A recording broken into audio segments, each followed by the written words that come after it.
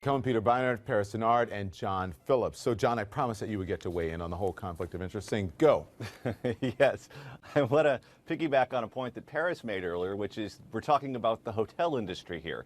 He's not working in some clandestine industry. He's putting up big, gaudy hotels with his name written all over the top of it in gold. If he's doing something shady, it's going to be obvious for the world to see, and Cracker Jack reporters. Well, that's what he's doing now. But what about the future? That's the whole thing. Maybe they're setting themselves up for something else in the future, which is what this whole thing is about, avoiding that.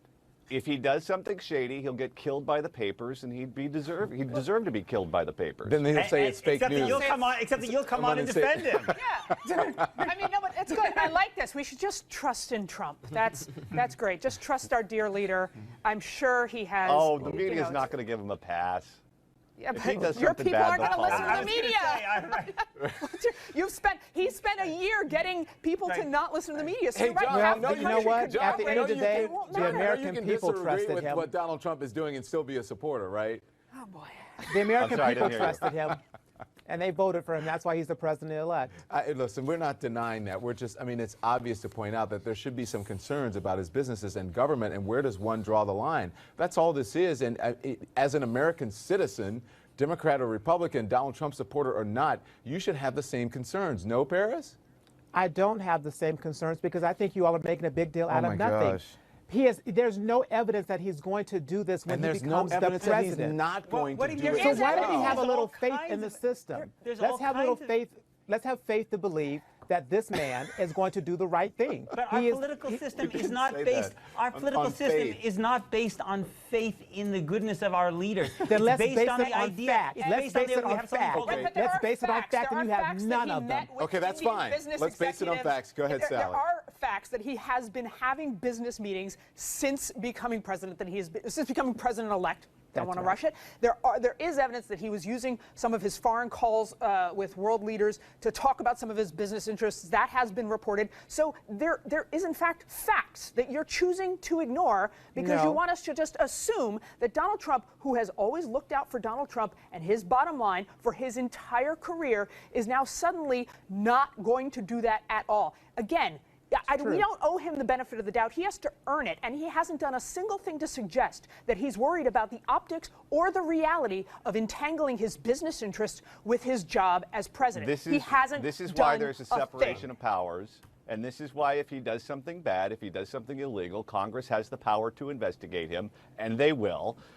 That's the whole crux of this conversation. That's what we've been talking about. Right. He's not even president yet. He is a president.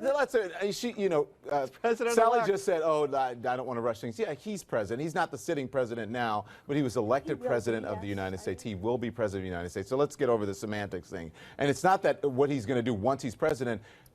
All the indications as to what he's doing now. That should be an indication of what he's going to do in the future. That's all we're saying. Oh, it's not? No, okay, so we shouldn't believe what he's doing now. Well, if he does something illegal, Congress will do what Congress does, and that's there's a reason why there's a grace period, if you will, before a person becomes president of the United States, so they can get their finances in order, so they can do things. If he put his sons in charge of his businesses, which he has said he is apparently going to do, and after he's inaugurated, he had a meeting, say, with the tech industry, and his sons were in that meeting, as they were today. They're supposed to be involved. They're supposed to be on the business side, not the governing side. But if on January 22nd, President Trump has that meeting, and his two sons are at the meeting, who are supposed to be on the business side, are you going to have a problem with that? No, because Mr. Trump is not benefiting from the fact that he's divested. All right. He's no longer involved in it. But they can just Sally, you don't understand how the White House works. People come there wall. all the time for meetings like this who have their own personal interests at the table. You know, even Dick Cheney kept it quiet. He at least kept it secret. This is supposed to be different. You know what I mean? Remember, this is supposed to be different. Draining the swamp. No, Let's we're move on. gilding the swamp. Let's move on. We are gilding the swamp. Let's move on. And you know what, Paris? I'm going to start with you on this one. Sure. We watched, all of us, with fascination the dinner in New York City, right close to where we are now, between the President-elect Trump and Mitt Romney and Reince Priebus. However, CNN learned that Trump wanted Romney to say publicly that he was wrong about Trump, but Romney declined. And the Secretary of State nomination, of course, you know, went to Rex Tillerson. What do you think?